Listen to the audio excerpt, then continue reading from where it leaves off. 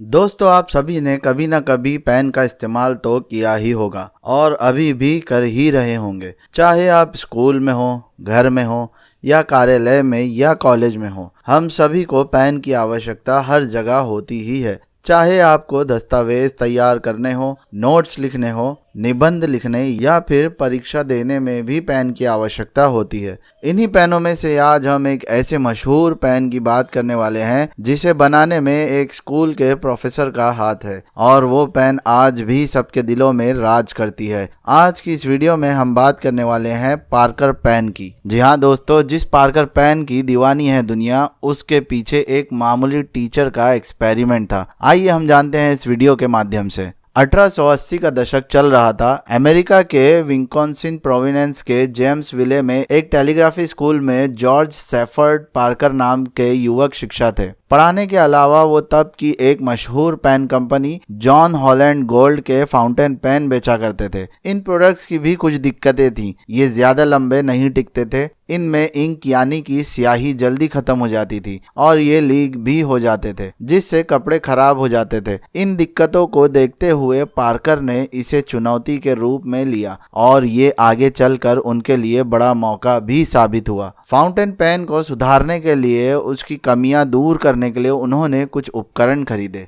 उन्होंने अपने छात्रों को भी सहभागी बनाया और ट्रायल एंड एरर का फॉर्मूला अमल में लाकर करीब 1 महीने में उन छात्रों के पेन्स को दुरुस्त कर दिया जिनमें दिक्कत आ रही थी। और फिर यहीं से शुरू हुई पार्कर और उसके पेन की कहानी। दोस्तों, जॉर्ज पार्कर ने फाउंटेन पेन के स्याही लीकेज वाली समस्या के समाधान को पेटेंट करा लिया और फिर उनके दिमाग में बिजनेस आइडियाज आने लगे। लेकिन 2 कॉमन समस्याएं थी, जैसे कि पहली पैसे की और दूसरी समस्या फेलियर का डर। हालांकि कहा जाता है कि डर के आगे ही जीत है। पार्कर ने अपने मन को मजबूत किया और दिक्कतें दूर करने के लिए नए समाधान ढूंढने लगे। नतीजतन उन्होंने लकी कर्व फीड के रूप में ऐसा समाधान ढूंढ निकाला जो पेन से अतिरिक्त स्याही को उस समय निकाल लेता था जबकि पेन इस्तेमाल में ना आ रहा हो और इस्तेमाल करने वाले की जेब में हो। स्याही लीकेज की समस्या दूर हो गई थी। इस समाधान को भी जॉर्ज ने पेटेंट कराया और आखिरकार 1888 में पार्कर पेन कंपनी खोल डाली।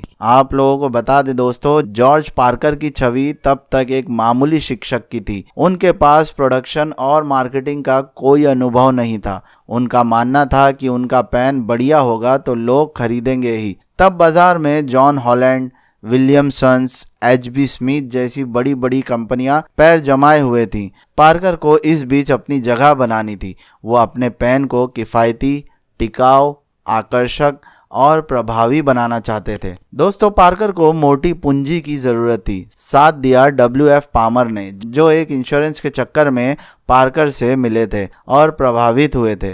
पामर ने जॉर्ज को तब $1000 की पूंजी दी और कंपनी में उनकी आधी हिस्सेदारी हो गई। पार्कर और पामर ने 1898 तक एक छोटे से घर से कंपनी चलाई और उन्हें बाजार में अच्छा रिस्पांस मिला। दोस्तों, 1899 में जॉइंटलेस मॉडल लॉन्च करने के साथ ही उन्होंने जेम्स विले के साउथ मेन स्ट्रीट में एक 4 मंजिला इमारत में अपना कारोबार स्थापित किया। दुनिया भर में उनके 100 डिस्ट्रीब्यूटर हो गए। 1937 में कंपनी के संस्थापक जॉर्ज पार्कर के निधन के बाद कंपनी को कुशल प्रबंधकों ने संभाला और आगे बढ़ाया। जैसा कि आप लोग जानते हैं दोस्तों, 20वीं सदी के माध्यम में दुनिया में बॉल पेन ने अपना कदम जमा चुका था। पार्कर भी कहां पीछे रहता। कंपनी ने अपना शानदार बॉल पेन जॉटर पेश किया। 1954 से कई दशक तक जॉटर छाया रहा। इसके बाद के दशकों में भी कंपनी की नई सारी कलम दुनिया भर में पसंद की गई। पिछले कुछ दशकों से भारत में भी पार्कर पेन्स की मैन्युफैक्चरिंग होती है।